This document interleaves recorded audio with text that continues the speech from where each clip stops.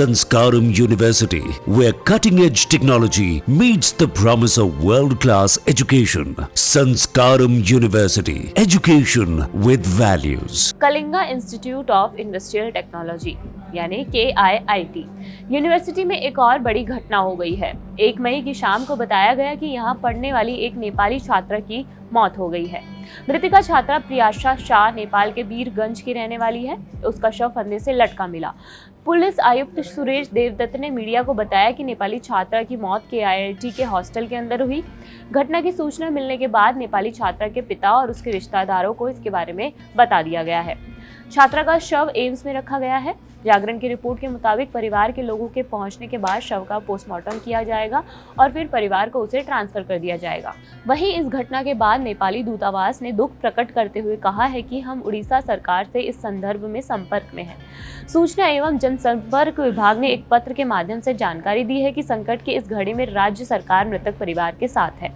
हम परिवार की हर संभव मदद करेंगे। सरकार घटना की निष्पक्ष जांच करेगी और जो भी दोषी होगा उसके खिलाफ सख्त कार्रवाई की जाएगी।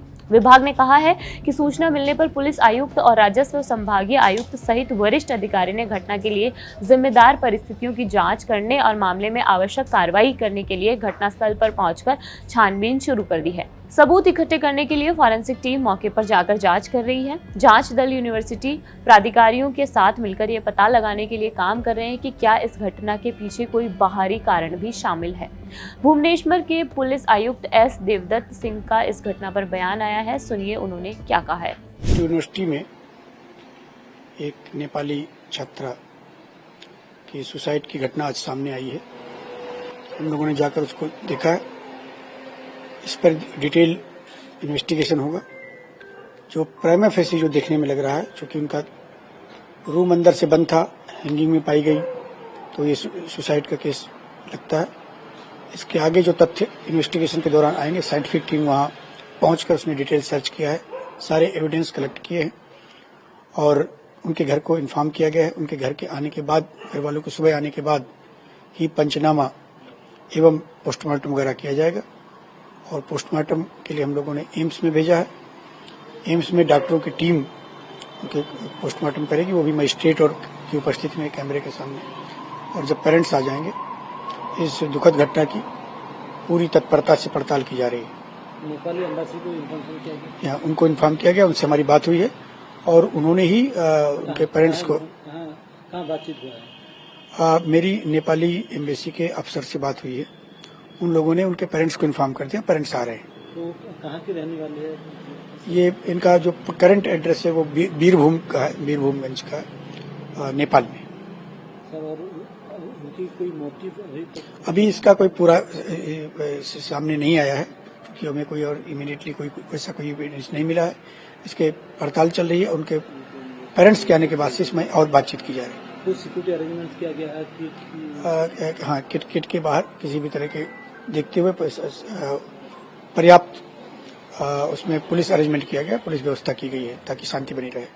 स्टूडेंट से हम लोगों ने बात किया, उनको उनके साथ में उनको कॉन्फिडेंस दिया कि वो अपना पढ़ाई और बाकी चीजें जारी रखें।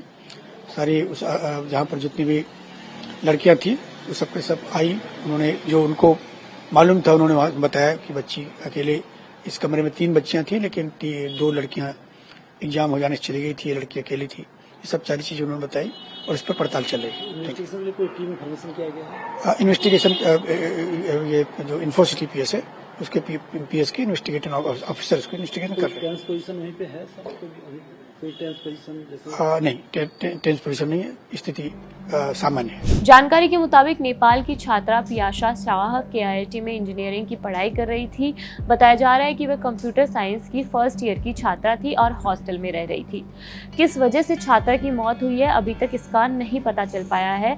KIIT के तत्काल कोई प्रतिक्रिया नहीं मिली है। इन्फोसिटी पुलिस मामले की जांच कर रही है। पुलिस आयुक्त DCP और अतिरिक्त कलेक्टर मौके पर पहुंचकर घटना की छानबीन कर रहे हैं।